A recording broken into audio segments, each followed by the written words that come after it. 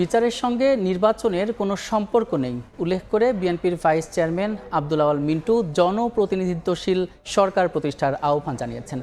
দুপুরে রাজধানীর গুলশানে আন্তর্জাতিক নারী বাণিজ্য মেলায় অংশ নেওয়ার পর গণমাধ্যম কর্মীদের প্রশ্নের জবাবে তিনি এ মন্তব্য করেন। আব্দুল আওয়াল বলেন, দেশ জুড়ে নারীর প্রতি সহিংসতা বন্ধসহ আইনশৃঙ্খলা পরিস্থিতির উন্নতির জন্য জনগণের ভোটে নির্বাচিত সরকার প্রয়োজন।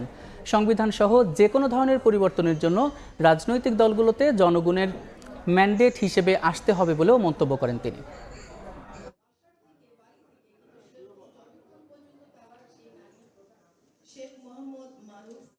যখনই দেশের নির্বাচনের মাধ্যমে জনপ্রতিনিধিত্বশীল সরকার গঠন করা হবে, তখনই এখনকার যে আইন শৃঙ্খলার যে সমস্যা, এখনকার যে নারীদের উপরে যে নির্যাতন, এগুলি সবই কমে আসবে। আবার দেশকে গণতন্ত্রায়ন করা এবং দেশে একটা রাজনৈতিক সরকার, প্রতিনিধিত্বশীল সরকার প্রতিষ্ঠা করা, এরা সবাই দায়িত্ব দেশের উন্নয়নের খাতিরে। সেজন্য আমরা মনে করি একটার সাথে একটা কোনো সম্পর্ক নাই।